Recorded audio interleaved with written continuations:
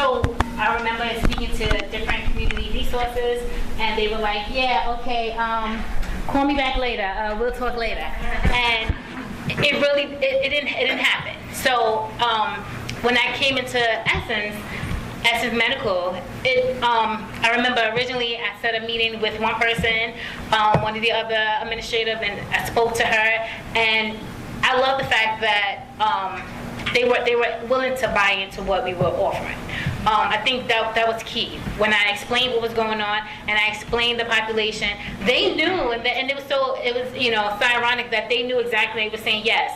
Around this area, it is a high core value of EMS transports. That's non-medical, that's non-emergencies. So they were willing to work with us. And they understood the population, which was a next given. The other thing is, once we got the community organization, which is Essen's Medical, we got them on board.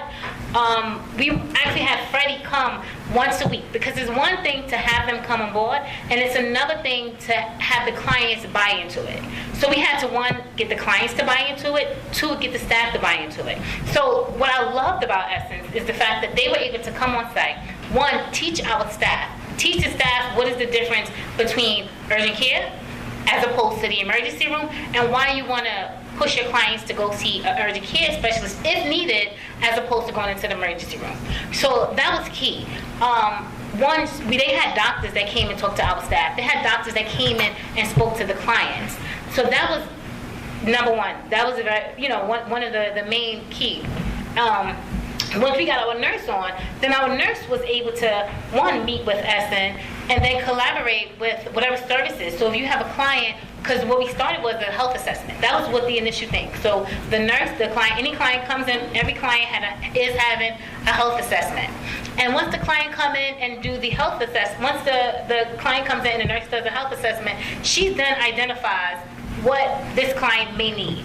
That gives us an opportunity to speak to the medical provider and say, hey, we have this client that, was diagnosed with high blood pressure at one time. However, it's not on any medication right now. So they knew a starting point, which was excellent, which a lot of times our clients, they say, they told me I had high blood pressure, but when the last time you took medication? I don't know. So that was key.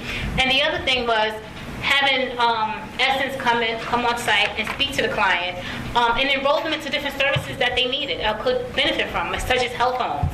That a lot of times they were already enrolled in health homes, but they didn't know, or didn't know how to use those services. And MLTC, which is Managed Long-Term Care. A lot of times, some of them were eligible for that, but didn't know that they were eligible for it. So those were key. Then making sure that they had a primary care physician. So Essence helped us build that with our clients, with in turns when they came in and educated our clients about what is an emergency, why it's beneficial to go to urgent care. The good thing is that they have an urgent care that's literally 2 blocks from the site, and it is times where our clients are not feeling well, and I pick up the phone, and we had particularly one time, we had a client that couldn't walk. Now, again, I said it's 2 blocks away from the facility. Couldn't walk. I pick up the phone. I call Essen. They had a car come pick him up from the site, 2 blocks, bring him to the facility. It's so key to have that community resource, because had we not had that, I'm quite sure, who can I pick up the phone and say, hey, I have a client that can't get to your facility? They say, well, call EMS and probably hang up. That'll probably be it, right? Because no one is going to take that time out. But they understood the population. They took the time. They even also, if we have a client that we need to go to urgent care, we can call, and then they will look out for the client and see the client and make sure that client is seen. And it's not a long way already, but just make sure the client is seen, because we have clients that's mentally ill and don't want to wait. And sometimes you can get a client to the doctor, but if they have to wait, you're going to lose that client. They're going to walk out. So we call and say, hey, we got this client coming over. This client is not feeling well, but we really need them to see a provider. They will say, okay, have the client come over, we'll let you know, you can escort them. A lot of times, Irene walks them over, I said it's only 2 blocks, walks them over, and they get seen pretty much as they come in. And that's one of the most important parts, and that kind of changed the way that the clients see healthcare and how they see their medical provider and how the staff see. So the other part Ariana talked about was educating the staff. Again, the staff didn't want to say, well, if the client felt like, my left arm is hurting. That can be nothing, as we know, or that can be a serious medical condition. So the staff didn't want to say, well, oh no, wait till tomorrow, we're not going to call EMS. They didn't know what to do. So the good thing about having a nurse on, she's on call 24 hours. And Irene is great. Irene is great. We didn't ask how you felt about it. Irene would get a call in the evening, in the morning, 2 to 3 o'clock in the morning, and they would say, Jane Doe came downstairs saying that her left arm is hurting. She would speak to the client. Now, we know the client has a certain medical condition because we know the client. Then we say, okay, no. That client really does need to go to the EMS. Don't wait until tomorrow. But Irene will speak to the client and say, okay, how does it feel? Where's it feeling? Where's the pain going? Did you hit your arm? Well, yeah, I did hit it. I slept on it wrong. Okay, well, listen, I come in the morning. When you come in the morning, we'll talk, and we go straight to urgent care down the block. Okay, Miss Irene, okay. And we now, they're not called EMS. You understand what I'm saying? How the program works and how all the components came together to make this pilot program to be a success.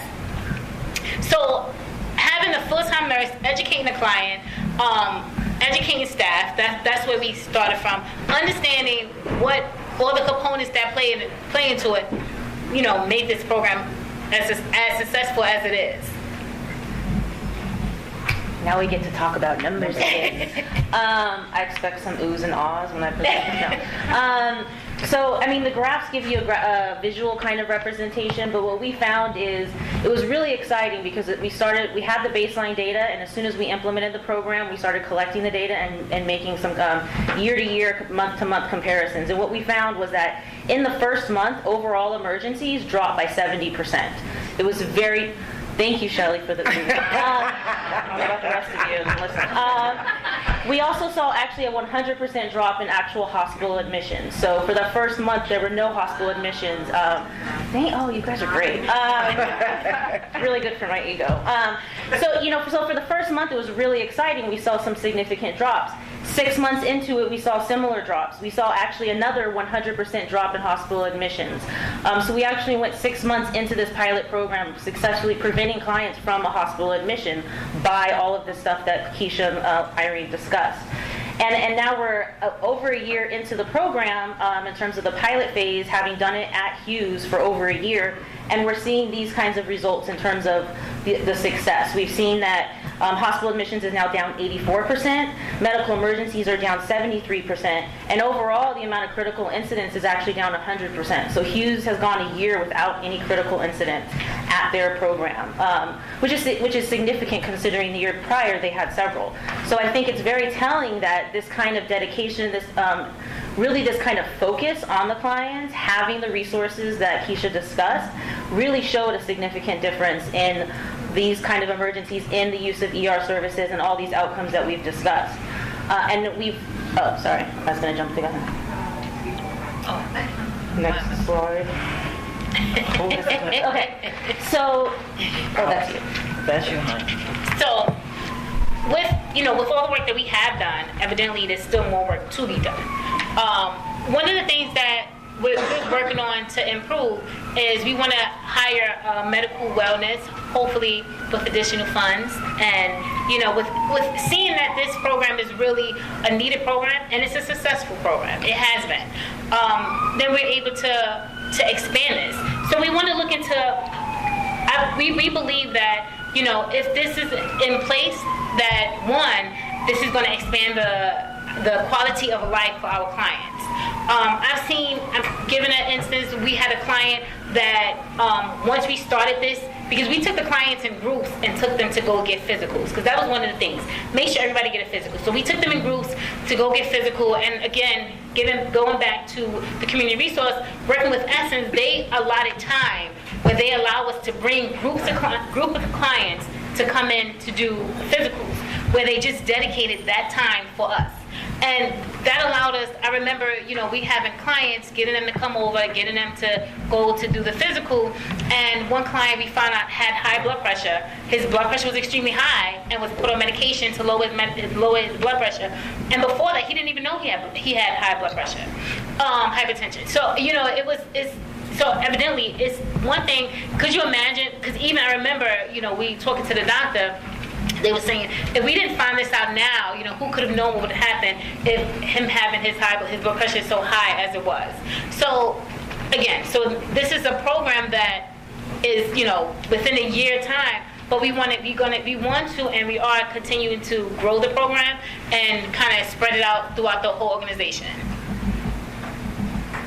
Next slide. Can I say something real quick? I'm sorry. Yes. Freddy from Essen Healthcare. I think it's important to sort of clarify a few things with the process, what happened there. Essen Healthcare first has multiple divisions. Has an urgent care division, has a visiting doctors program, has a multi-practice service, like multi-practice offices where we have endocrinology specialists within the Bronx. And we also have a care management program. When Kishea first came, one of the things I had explained to her and to the staff is it's very important not to make things convenient also to the residents or to the participants. They first said, let's have a doctor come see them at home. My first impression was, let's not seclude them in the home. Let's get them out. So I started to explain about the different programs and different support groups. Yes, you have a primary care, but you also may need a support hand-holding these patients to navigate the healthcare system, like a case manager from a health home perspective, RN case manager from an MLTC perspective. They will also coordinate transportation for your members. They were not aware of that. So also educating the staff on the different dynamics and different levels of medical care that a patient may require or may not require. But one of the important goals that we had established was, let's try to get everybody out before we bring everyone in. And part of that was we wanted the buy-in from the residents. So I did start going there every week, like she stated, every Monday at 1 o'clock. We started doing presentations to them to see who needed a dentist, who needed an ophthalmologist, who needed to see a PCP.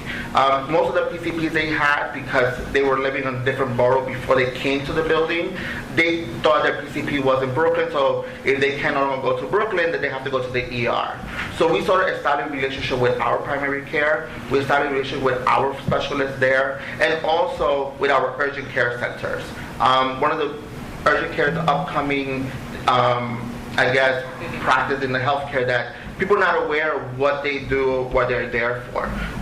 So a lot of the urgent care residents started coming to the urgent care without even telling the staff sometimes. So my staff knew this person was from Urban Pathways, so they used to give Irene a call and say, hey, we had one of your members stop in this weekend and they were feeling not well, so we gave them medication, please follow up or bring them back next week. So we established a communication, but we sort of identify each member or participant, I guess you want to call them, and sort of put in buckets for them. This patient is able to ambulate or is not able to ambulate. They may need a walker. So we did put a DME in place in there. Something that people are not aware of as well is home care services. So we also connected with home care agencies like home attendants, physical therapy at the location if they cannot make it. So we try to sort of look at each individual and connect it with the right resource. I work in the visiting doctors program, so a lot of the population that I work with is very homebound, a lot of mental illness, that we see them at home. So we try to bring the service to their homes. With Urban Pathways is we try to sort of get them out and get them into the service. But I think the team has done a great job in sort of enforcing it and making sure and reiterating to the residents there that there is care outside of where they are used to getting care, which is the ER. So I'm so happy that when I go there, they recognize me and say, hey, we went to see your doctor, whatnot. But it takes a lot of work. In the beginning, when I told the rest of the staff is I'm going back to Urban Pathways, they're like, that's not your population. That's not the homebound population that in my division deals with. But I knew that since I'm connected with the larger picture of Essen Healthcare, that I could bring that resource to them and sort of educate them and educate the residents on how to get that care there. So I think it's important to just find what is it, like they identify what they need. They needed PCP, a lot of urgent care visits. We even connect them with several pharmacies that could do delivery into the buildings as well. So we just tried as a company, we tried to get resources and sort of connect Kishea and say, hey, this is what we have. Let me know if you could use them or not. It is just like, I guess, building a network together. Also, I want to highlight what Freddy said about that the clients will go to the urgent care or go to the provider without us knowing. Now that was something that came later on. That came from educating. That came from working with the client and teaching the client, because they would not go without us taking that at one point. To the point that now that their goal, I'm not feeling about. I'm going down to Essen without us even knowing. Whether we would know only because they called us and said, hey, did you know so and so came? What? They came by themselves? You know, like this is something. So we know that the program is definitely working because we see that the clients are now have bought into it so much that they're going on their own. Like this is a population that would call EMS for anything at any time by themselves. And they would call by themselves. Yeah, they would call EMS by themselves. Without now to the point that not only they're not calling, they're going to the medical provider themselves and getting the care that they need when they're feeling ill. The other thing I wanted to point out with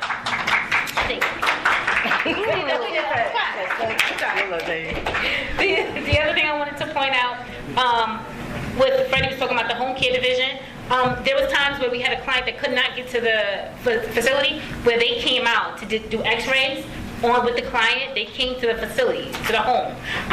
So again, that's why having that community resource and having that linkage with the community is with the community resource is very important, because that actually helped when the client was unable to go out, that they came to the facility and actually conduct the whatever services that the client need in the home. I'm sorry. So I just want to wrap it up by saying ultimately what we're trying to do with this is, like they said, we're going to expand it to the rest of our portfolio in terms of supportive housing programs. So we have this program fully active in all of our programs, all 18 of our programs. Right now we are 6 months into the phase of our second program at Ivan Shapiro House. And we're... okay. They may or may not work for Ivan Shapiro House.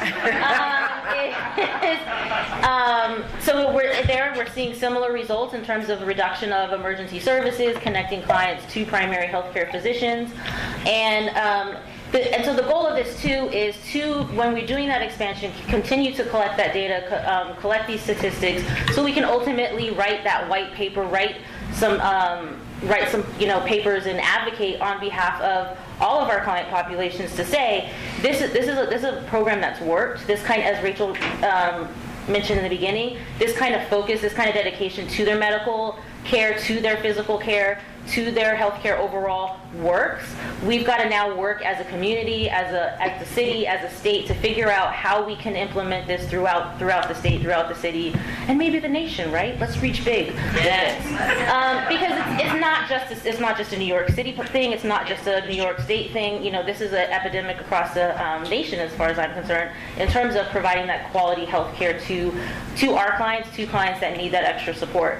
So we're working on that, and we're hoping that ultimately we will show these results across the way in terms of reducing emergency room services and usage, saving that taxpayer money, seeing overall improvement in clients' health care in terms of some of the anecdotal information that Kishea brought up, seeing clients' overall improved health, mental and physical wellness, and bringing in more community services to buy into this model, to see that it is a win-win in terms of forming these relationships and forming these connections, because with that we're all reaching the goal in terms of improving the client's overall well-being.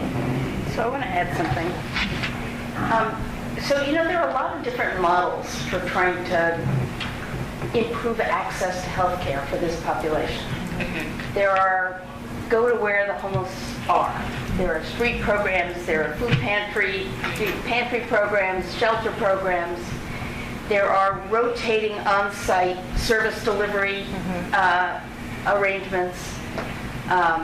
There's the state health home program. There's care coordination, which is supposed to help to connect people across a network of interdisciplinary services.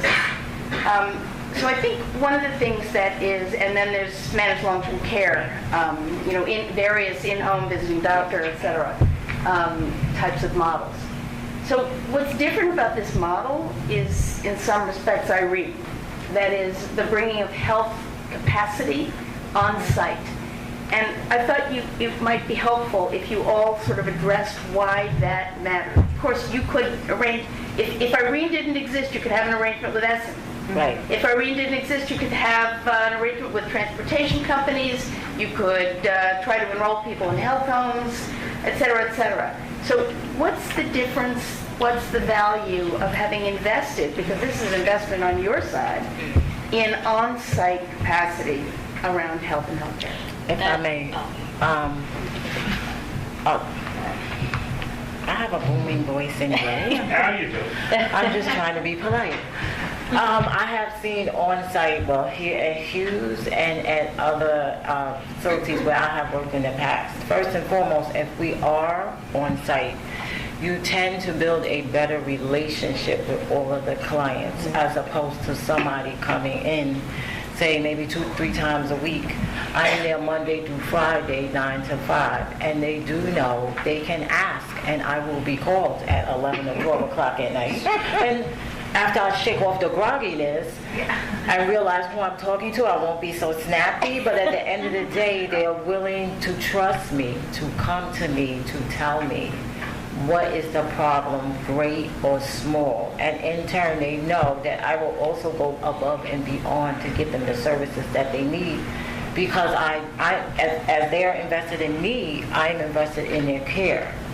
You can have some on-site services come on, but my personal feeling, you have to make that relationship with that particular client, because once they realize that you're really into them, they will buy into whatever program we have.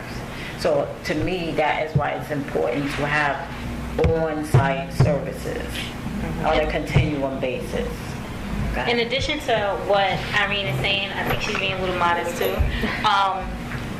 Irene, yeah, you're being modest, because Irene does so much more than that. She does that, yes. But also, to have her on site is when you have medications.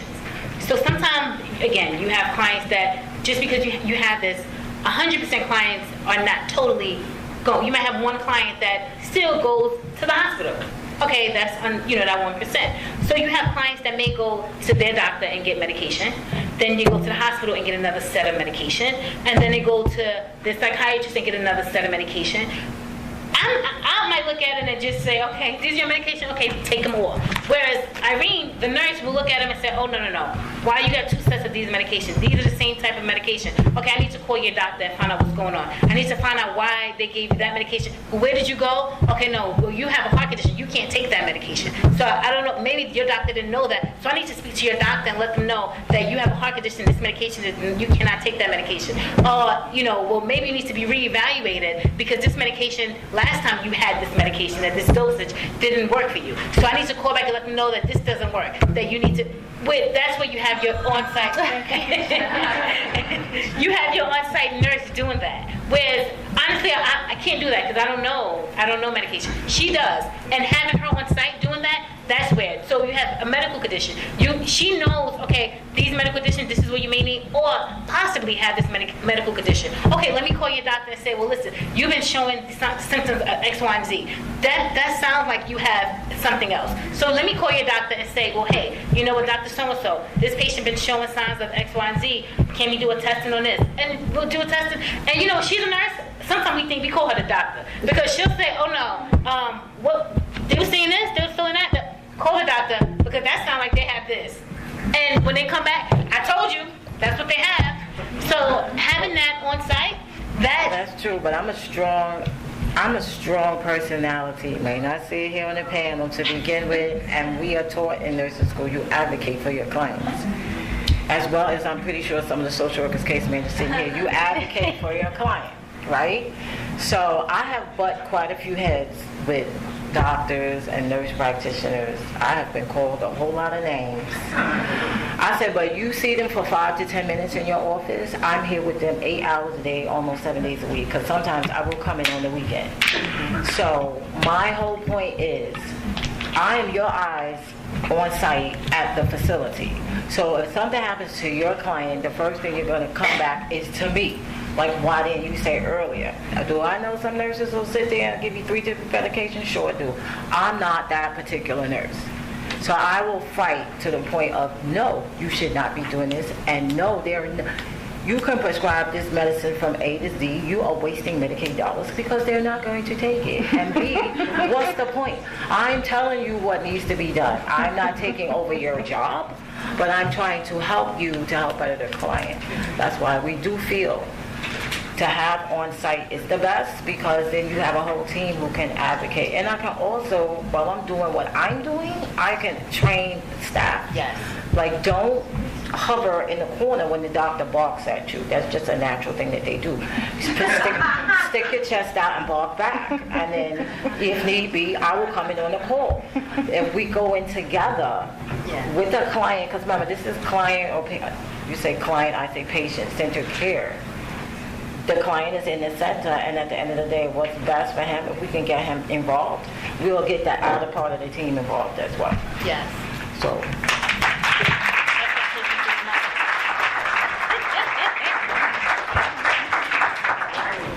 That's why I said she was being modest, because she does way more than that. She does way. So we've got about 15 minutes, and I want to open it up, so. I'm just a little intrigued by the 24/7 coverage. That means no backup. I'm just wondering how this would work It's 2 in o'clock. an organization without an Irene. Well, there's no ideally, rotating or. I'm there by myself. So when it's 2 o'clock in the morning, and the client will either A, ring the intercom, or B, come downstairs to the front desk. And there's some of them will even say, I can hear him in the background, you want to call the nurse, make sure it's the nurse. The nurse. Or they'll call me and they'll say, Irene, I have this particular situation. Then I'll say, are they standing there in front of you? They'll give them the phone. And I actually talk to them. You know, I could be... How's that for you? Yeah, I mean, I don't particularly have a problem with it, because at the end of the day, there are some clients who we have, like say on the fragile list, meaning that they have high risk for either medical and or psych issues. So sometimes my mind is racing, like I left at 5:30, what have you, to, the problem was taken care of, but I might get a call in the middle of the night. Because that particular client who I tried to assure, like, this can wait till tomorrow, might just, come downstairs anyway. I don't have a problem with the 24/7 call. I think in the beginning it was more calls. I think now that the clients are more educated and understand, and the staff is, so she don't get as much calls. So I know we said 24/7. I think in the beginning she probably got called every night almost. But as the clients started to understand their condition, started to be educated, those calls got less and less. So although she's on call 25, if you call her every day, she will pick up the phone, no problem. But she doesn't get called every single night. Does that make sense? That's also where, in the next steps, we're working towards having a medical coordinator, where we would have somebody that's dedicated to look at all of our programs across the board. So if there is an issue, because of course Irene's an individual and a human being like the rest of us, and she probably likes to take vacations, there would be a backup. No, she doesn't. No vacation. I like to take vacations. There would be a backup. So that's what we're looking at too, is a centralized RN that can sit there and actually provide that support. Yes. But I also think educating the residents there that after 5 o'clock when your PCP is closed and you don't have an emergency, but you need to be seen, go to an urgent care. Yeah. They usually we're open until 9 p.m. and we're close by, so just walk in. So they don't have to go to the ER. So also educating them about the resources that we have and how to address their needs within what we have established within the building. One of the people in the back of the room. Yeah, I just wondered, did you all have any direct collaboration or work with insurance companies, especially people with Medicaid, and you were talking about the managed long-term care plans I know people have like care managers and that through the insurance companies. I didn't know if there was communication or collaboration with them to get services. Well, with our collaboration with Essen, we asked them literally, can you run all our clients to see what they have and what they are eligible for? And once we did that, if someone was in need of, if they're eligible for health homes, let them sign up for health homes. If they're eligible for MLTC, which is managed long-term care, let's get that process started because it does take a while. And then if they are, say for example, eligible for MLTC, we will have, make the call in, have the maximus evaluation done, which means the state has to actually come in and meet with the client, right? And if they score accordingly, they are literally out there to then therefore get the services. So indirectly, yes.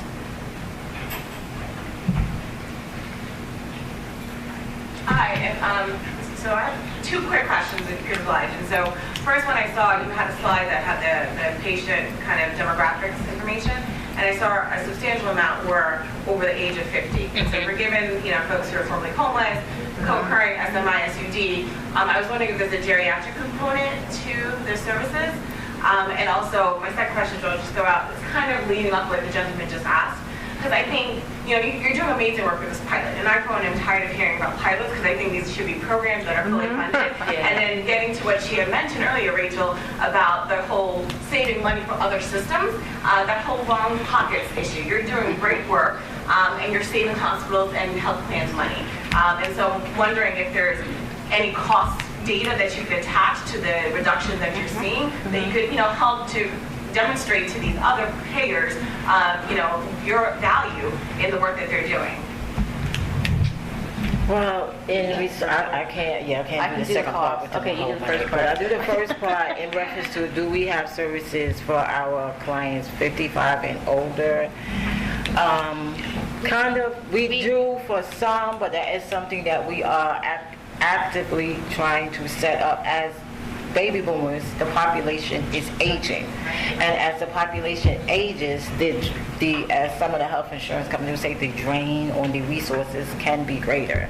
So yes, that is something that we are looking into. There are some particular programs Well, the one thing we started in the neighborhood that take care of that. But go ahead. Yeah, one thing that we also started to work with, actually was through Essence, is Rain Senior Services. So they offer some of the services to our clients also. That is also another community resource that we utilize within this, that became about through the whole pilot program. Yeah. And because of the population that we had at Hughes, we did not use so much the visiting doctors program. Right. Our visiting doctors program is mostly for the elderly homebound patients. So if there is someone in any building that is elderly and is not able to come out, then we could have nurse practitioner or a doctor go in and act as a primary care for those patients in their homes. Currently, we're serving up almost 6,000 patients all throughout New York City through our program. And they're living in every borough. So if there is a member within that building that it is a senior, that's what we specialize in with our visiting doctors program. So we're able to assess whether enrolling them into an MLTC or giving them Meals on Wheels, giving them a home attendant or physical therapy at home, putting in a hospital bed, whatever they need, we're able to sort of go around and make sure that patient is taken care of if they're not able to come out. Mm-hmm. And for the cost analysis, we did do a cost analysis, a rough one for a 6-month period. It's hard to tie down specific numbers for each ER visit or each expense, but when we looked at the range of costs, it could be from $1,500 to $5,000 when you look at some of these 911 calls and the gamut of services they received, whether they were admitted or treated in the ER. When we saw the reduction, we saw over a 6-month period, we probably saved about $4,000 to $15,000. A 50% reduction in cost in terms of usage of those services. So we are looking at that, and that is something that we want to build in, like you said, so we can advocate for it to be a program and take out the pilot part. Yeah. This side of the room. You've had amazing results in reducing the over-reliance on emergency medical services. I'm wondering whether you've been able to reach that other part of the population that really is isolated and resists any kind of medical intervention, Have they been targeted? Have you engaged in certain ways? Yes. Have they just come along in the whole education process? Yes, we have. Yes, we have. So with the clients that are hard to reach, those that hard targeted population, a lot of times that falls under them being non-compliant with their psychiatric medication. So what we try to do is, one, get them to be more compliant with their psych medication and get them to their baseline. So sometimes we get that resistance when they're not compliant with their psych meds. Because all our clients have severe mental illness, if the clients are not on their medication, then we can get that resistance. I don't know if you want to add anything. Well, I'll just anecdote. I have a few clients that don't even think there's anything wrong with them, right? As they walk to 7-Eleven, which is literally, we share the block with 7-Eleven, right? So as he's standing there with the spicy pork rind bags, chewing, all of a sudden, out of the blue, you know I got high blood pressure. I gotta take my medication. I said, all right. I said, you really realize that you have I got high blood pressure. I said, can you do me an extra favor? I'm not asking for a lot, but instead of 3 bags of pork rinds, can we have 2 bags of pork rinds? And instead of the big gulp with soda, can I get a big gulp with the clear soda, ginger ale? No, I didn't say salsa, I said ginger ale. He said, I don't need to change my diet, but for you, I'll do it. Now, for some people, that's not a lot. For me, that means he finally gets it. And he even gets the point about clear soda instead of Pepsi and 2 bags instead of 1. We do have some clients that you literally have to just kind of pick at them like drops of water on a stone before you finally make that impression like, yes, you do. And I don't like to call it disease. I say you have a particular condition. Because people without a psychiatric diagnosis, disease brings negative connotation. A condition, and I don't say it's chronic, it's just something that you have going on for a long time that you can change. You just got to keep plucking at it. But it's a process, and you have to, you have to have a lot of patience. And I think that speaks to, the question that Rachael asked earlier in terms of having that in-house resource, because she knows the clients better than somebody outside would know. So she can work with Jane Doe, and it may take 6 months, but there's one person dedicated to working with Jane to make sure she can fight that resistance, and she can try different methods. She can use those harm reduction techniques to get Jane Doe to progressively work until we make some kind of movement forward. And they were successful. We started off with, maybe half the clients having a primary care physician, and now they're at all of them, 100%? We can say 100%. We can say we have 100% full linkage, medical and psych with a PCP. It is one of our main tenants in the program. So all of them.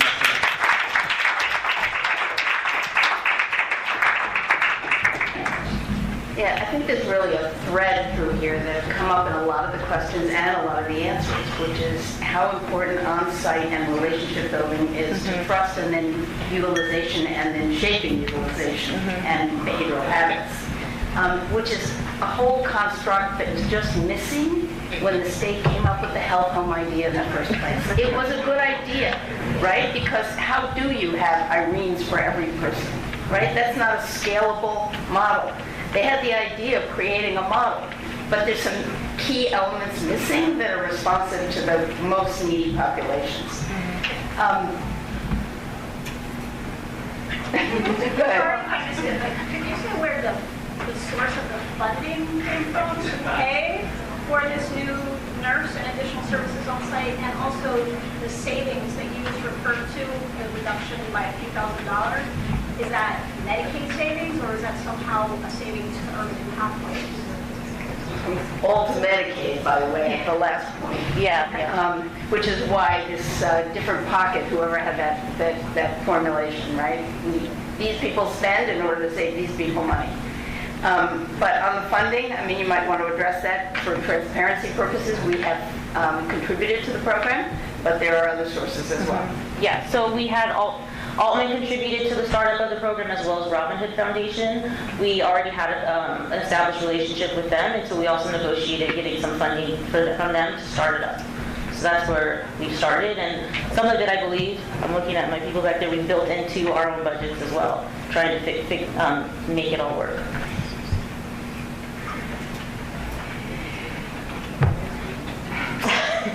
The question, how do you handle the situation with folks who are resistant to have information shared?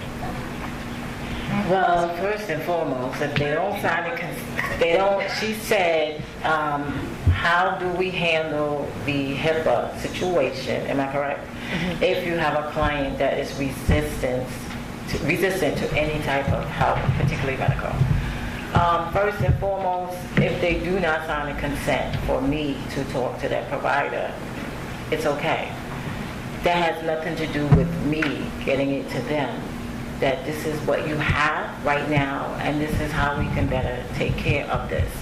And eventually, when you keep chipping on the rock like a drop of water, they will, well, I need you to talk to my doctor. And I said, well, I can't talk to them because you won't let me talk to them. And he said, I'm telling you right now. I said, no, but if you sign this piece of paper and let's read it together. I do not want you to sign anything you don't know what you're doing. Let's read this together. Once they sign it, before the ink is dry, and I said, we are on speaker. I'm here with the client, and yes, do you need me to fax this over? Because I can do 2 birds with 1 stone. That's how I get some of them too. And then there are a few that will just, like not, and I said, well, I'll tell you what, if God forbid something should happen to you, there is under the law called break the glass, as they do in the emergency room. So if the ED provider calls and asks, what is going on, this person is critical, there will be a break of the glass, and I am covered. We shouldn't have to go that far. So eventually, I get them all. 100%. I get them all. Giving you our address. Giving you, okay. I get them all because I'm persistent, very determined person. Go ahead, ma'am. I had a question about kind of your structure. Like, it sounds like it is very client-driven. So can you talk about how you work with staff and management and other case managers to see clients, or do you have like an open door policy, or do you set up a schedule, or I'm an open door. So you have no... I have seen clients as I'm walking to the door that I have to stop them like I haven't, number 1, punched anyone. Number 2, we're in the middle of the street, and I'm not going to talk about your business in the street because that's a HIPAA violation. Can I just go in, put my bag down, put my coffee down? And then, if need be necessary, we'll walk into the bathroom and close the door. What is it? And, case managers knock on my door, the door is open. Sometimes we yell to each other for so-and-so, so-and-so, so-and-so. We're a very informal structure at Hughes. I have been at Hughes for a long time. I have seen some of the clients move in. So a lot of the clients know me, and they know that I have that open door approach. So I think let's try to get a few more questions in. Is that right? Mm-hmm. So I think we're pretty much at the end of time, so we'll take like 2 more questions, keep them short, and keep the answers short. Now I have to point to something. Just young lady. I have a question about Essen. Like, is there a particular kind of training you give the physicians who go to people's houses, or you could just talk a little bit about that program? For the visiting doctors program. Yeah, so our providers go through a lot of training. They get to know about all the intricacies that happen with home care, like what is the MLTC, what kind of services they're able to get at home, whether it's physical therapy, occupational therapy.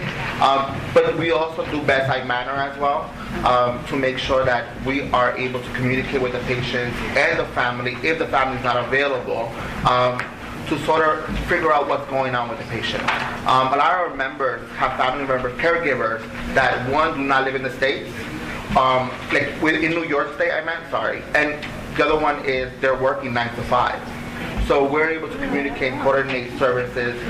Our providers, unlike the office you come in, the patient tells you everything's fine, I'm okay, everything's okay. You go into the same patient's home, they have no light, they're hoarding. It's a whole different story. So they are able to sort of jot down all the resources that they need, the patient may need. Our doctors don't do all the work. We also have a back-end office, like a call center, and we have the case management, other staff sort of completing the referrals that the providers are doing while they're at the visit. So Do you provide psychiatrists? at the home, currently we're not doing it, but we do have psych offices in our office division. And that psych office is also close by the Hughes Avenue location as well. So just let me say that count on the moderator to not remember the name, the end of the session. And the end of the session is actually 3 o'clock, not 2:30. So we actually have plenty of time for people's questions. I think you have a hand up over there. Okay, so I know that this has been successful in supportive housing, and I was just wondering if you thought about putting this in your drop-in center or your safe haven. I know in our experience, the numbers for EMS calls is definitely well close to the numbers, so I was just curious. I think that's one thing that we're trying to go throughout our whole portfolio. It's just where it started. So ultimately, that is something we're trying to have this program go throughout the whole portfolio of Urban Pathways. Yeah, it's definitely our goal. We started in supportive housing because one, we identified that that's where the need was in terms of over usage of ER services. It's also where we did not have it built into the budget in terms of a full-time nurse and that connection. So in our safe havens, we outsource some of that services. So that is something that we have to look into in terms of how do we mesh that model, as well as in our drop-in centers. But we definitely have seen that in terms of an issue as well. In terms of, it's a very similar population. Obviously that population feeds into the population at Hughes. So we do want to address it there. That's our goal. But we're starting with our supportive housing portfolio. That's our largest portfolio. That's also where we identified the need in terms of the number of incidents of when we looked at our baseline data. Yeah. Hi, I have 2 questions. One, was there a period of time where you just had Irene on staff and you weren't connected to Essen? Like thinking out on Long Island, we don't have Essen, that comes to mind, and it's a great partnership and collaboration. So was there a period of time you just had Irene, and if so, what were those measurable outcomes? And then the second question is, you said there was a 100% decrease in critical incidents, and I was just wondering if you could give some examples of what the critical incidents are. Are you guys discussing it? So before the program actually started, Irene was, before we actually started the program, yes, Irene was there, but Irene... I was originally there years before. Part-time. Yeah. Part-time. Yeah. So in that respect of your question, no, we didn't have a connection like that with Essen. But actually, when the program started, so it was kind of started almost simultaneously, because when the program started, it was kind of said, okay, we need to do all this today, do it, and come back tomorrow and tell me what happened. Almost. But we pretty much, so at the same time, simultaneously, while we were trying to get, because Irene she wasn't at our site at that time. So when we were trying to bring her over, during that time, that process, I was out looking for different community resources. So it kind of happened kind of together. And again, like I said, it wasn't easy because even though Essence was always evidently in the community, you really have to kind of go out and it wasn't just them. I didn't just start with them, but once you got to kind of find somebody to buy into it. To this is what I'm doing, and buy into what you're doing, and kind of find that resource.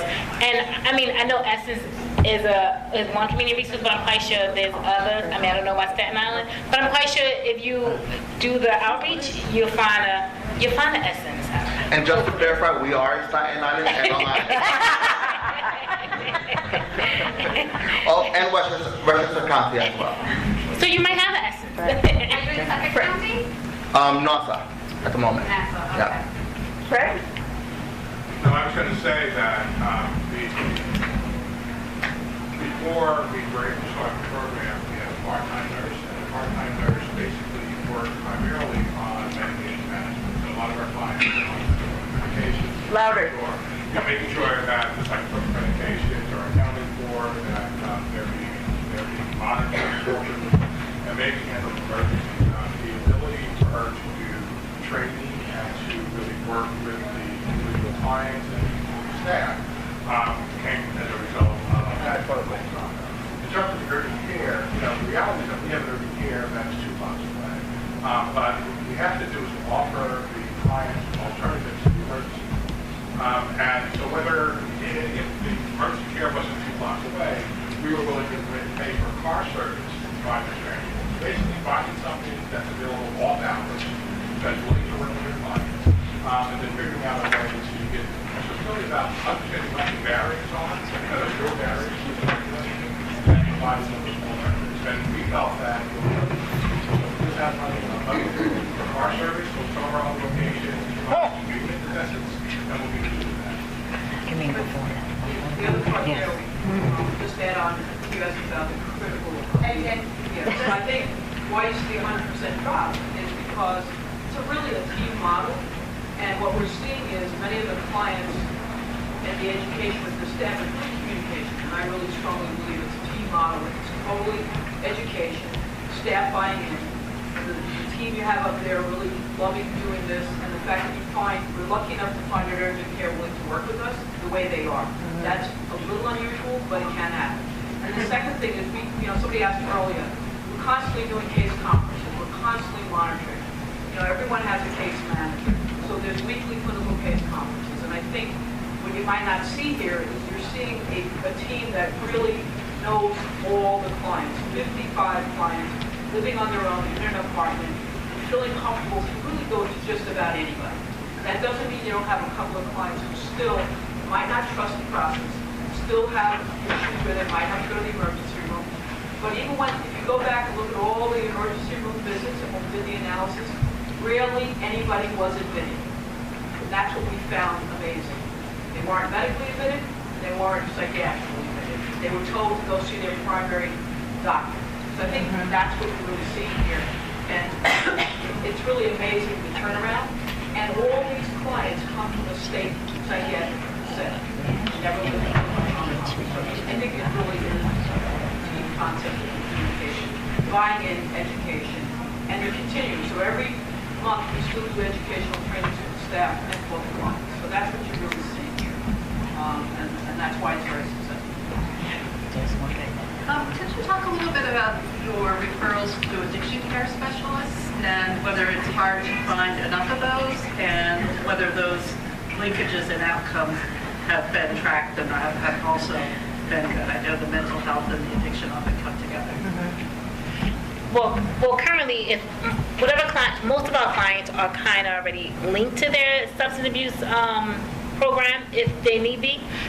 If it's a client that's not linked, we do link them and kind of work with them to make sure that they are. So that's also with the nurses. If the client needs like methadone, Suboxone, whatever, the client, we have Irene that works with the methadone maintenance program to kind of make sure whatever medication, that they understand what medication that they're currently on, so hopefully it doesn't interfere with whatever they're going to give them if needed.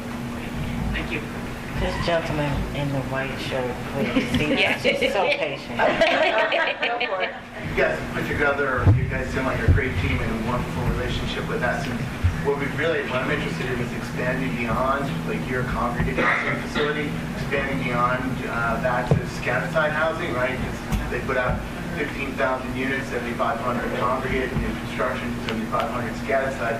So the whole thought for me is like, how do you expand that out to a group of people who may not be in your facility exactly? And I think that one of the things that the state has done a really poor job, although I agree with Rachael, is that the thought process is right, trying to improve health outcomes, but also reduce Medicaid costs. Both of those things are great ideas. But one of the things is I think they've done a really poor job educating the people on Medicaid with chronic health conditions about all this kind of stuff. And I think that the wonderful thing about having Irene, Kishea there at the site, and then the wonderful people from Essen is that you're able to build the relationship and build the education educate people about the benefits. And what I really would like to think about is like, how do you do that greater education on a larger basis when people are not necessarily in one environment?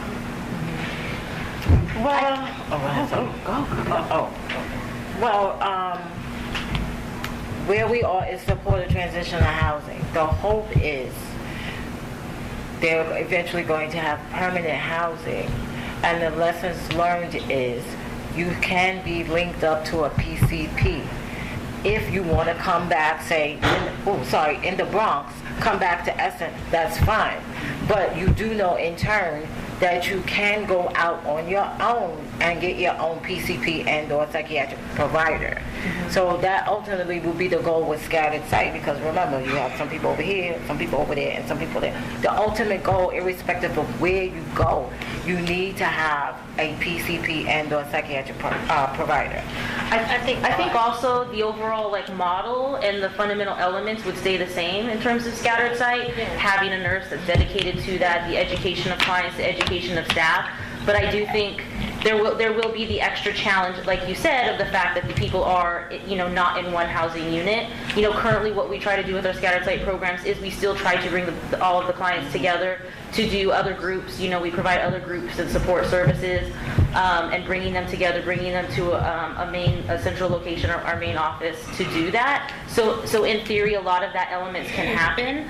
I do think the like we've reiterated over and over again, it was that element of having a connection to an Essen, to an outside resource, as well as somebody like Irene dedicated to that. It's just the luxury of having them in one congregate care obviously provides a lot of, logistically makes it a little easier. But in terms of the overall tenets of the program, our intention is to keep that model the same no matter where the program, and that speaks to the earlier question, at the safe havens, at the outreach. Just some of the logistics of it we might have to tweak and fine tune. And one of the reasons that we have suggested for their members to be enrolled into either health home or MLTC, wherever the patient moves, that case manager or RN manager goes with the patient. So they are hand-holding the patient, whether they're living in the Bronx and moving to Manhattan, or Manhattan to the Bronx. That case manager or RN manager, one of their duties is to make sure they have a PCP and medical care when they need it. So whether they're moving out of the Hughes housing into somewhere else that's not Essen, that case manager should be helping that patient find primary care. So that's why for me it was important for them to be enrolled. So at least when they have some hand-holding going on throughout the whole process. Just want to add one little point, which is that one of the things that Urban Pathways is trying to figure out how to track is self-management of compliance with a medical regimen, which is a skill set that you take with you, hopefully, if it sticks. And so you've been trying to track that as well, because that's an important piece of the pie in terms of long-term effect. Here. Sorry. All right, you're next. I sort of feel like James Comey. Go ahead.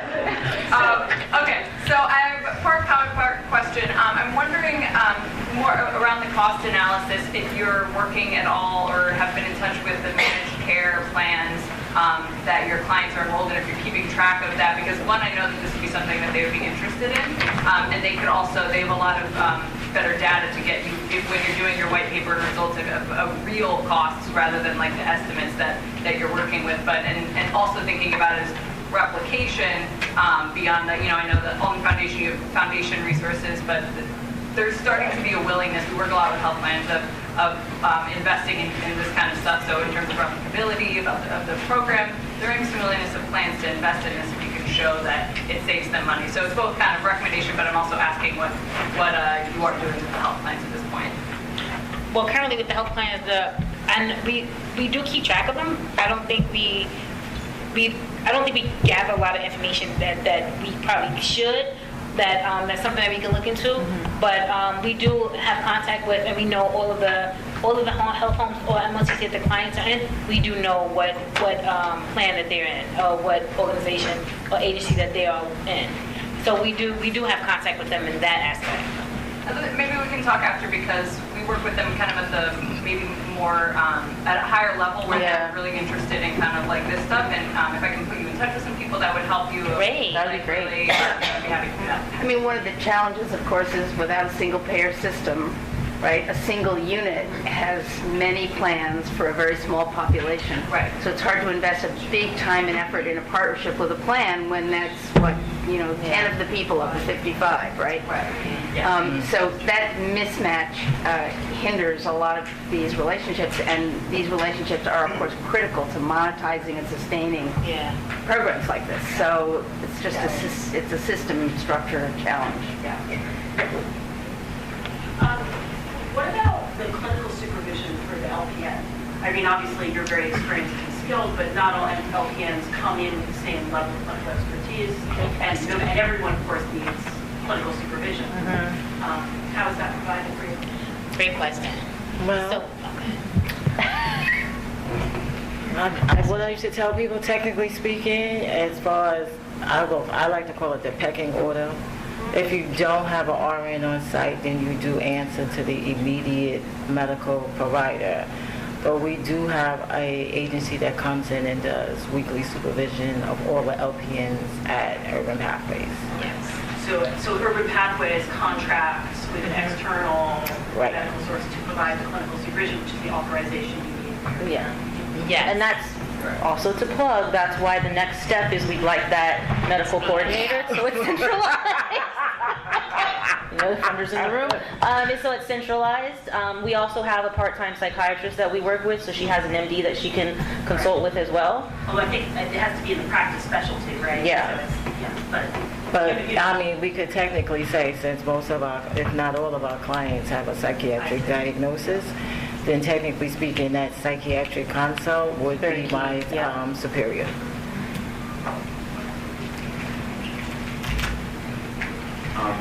Freddy, I'm interested in understanding how, with such lack of access to PCPs, you are able to make those connections or go over with the 55 potential new patients to Essen. What's the wait times involved to see a PCP? Are they readily available to talk to the patients at Urban Pathways? Perfect. So in the Bronx, our office division has 12 offices throughout the Bronx. I think 3 or 4 when we first started the program were already our patients. We just did not know. So we did sort of highlight them to make sure that when they did come in, that they didn't have a lot of wait time. Like she was saying, they get very antsy and they just walk out. But we do have also another PCP office nearby their office as well. We're open 6 days a week, 9 to 5. But the office also has an on-call service from 5 to 8 a.m. in the morning. So if there's any issues that they need or they need to book anything, they're able to speak to someone on call. That's including the staff members as well. Kishea and Irene have my cell phone, so they always reach me as well. But it just depends. We give them access. There's been times that she has stated that they were not able to come to our PCP office. And due to the fact that we have multiple divisions and the hospital division that I work for, we were able to send an NP into the home and, like she said, do an x-ray, make sure the patient didn't have like pneumonia or didn't have a fracture. But we do have office hours, and we have multiple offices and providers in each office as well. The wait time is not long, but through our partnership, we de-identify those patients so that way they had a sort of like walk-in policy with them. A question about one of the data sets where we're looking at the total incidents, and then you looked at, I think it was medical versus psychiatric incidents. And I was wondering, it looked like, just to clarify if I'm reading correctly, it looks like when you add the medical and psychiatric together, it doesn't make up a whole total incident account. And so I'm wondering, what's the other makeup of the missing data set there? And can you speak a little about that? You name it. No, we have, because they live on site, any incident, we define incident as any event that threatens the safety of our clients or our staff. So a great handful of them are false fire alarms. Some of them are, we consider serious verbal altercations, threatening, making very specific serious threats to other clients, to each other's staff. I think I lumped the medication errors, we lumped that into an overall medical emergencies just due to the types of medications that often our clients are taking. So it's basically, those kind of, Interpersonal conflict, anything that doesn't rise to the level of it being something that we see psychiatrically where they needed treatment or care, but it's more of a conflict resolution, overall safety, building safety, because it's buildings that we own, all we own and operate. Any kind of building issues, we consider incidents and monitor and track. Good eye, good catching that one. Most people just look at graphs and just move on, All right, now we really do have 5 minutes left. Any other questions? Is there a financial relationship between Urban Pathways and Essen? Or is Essen strictly billing Medicaid and Medicare? We're billing the patient's insurance. Were other ways of reducing 911 calls considered, like using doctor on demand via an iPad, or did you consider other ways? We're actually going into that. That's something that we've spoken with Essen to do telemedicine. Yes, I knew that. I was making sure you know that. So that's something that we're actually looking into doing. So we haven't gotten there as of yet, but that's something we're looking into. Any final questions? In terms of the data collection of the medical, are you doing that and sharing that data? Is it coming from Medicaid? How are you collecting that? Is it? What was that question? Did you mean Not the incidents, because you have that, but you mean just the regular monthly, say, visits to the PCP or physical or things like that? Well, where you're saving dollars, like I think we just average. Save dollars on medical use. Yeah. Right? You talked a little bit about saving those Medicaid dollars. So how are you collecting that data? Is it Medicaid? Are you getting On our end, we're not collecting any data for any of the residents, no. Okay. So how do you assess that? Just remember there are levels of proof, right? You almost have to prove it before you can get Medicaid's attention, so you can get Medicaid data. I'm just asking if you or do you have that relationship? Because I'm in New Jersey and we're looking at tunneling funding with saving medical dollars and how that data collection is happening, if it is. Yeah, no, we're not getting it directly from Medicaid or, like Freddie said, from them. We're basing that based on like what we said our research in terms of what an average cost would be for a visit, and tracking internally the visits that our clients are making. You're right. If there are any other questions, now or hold your peace. And I would just say whether Fred or anyone on the panel wants to say anything by way of wrap up, we have a couple minutes to do so. No, I'm good. No?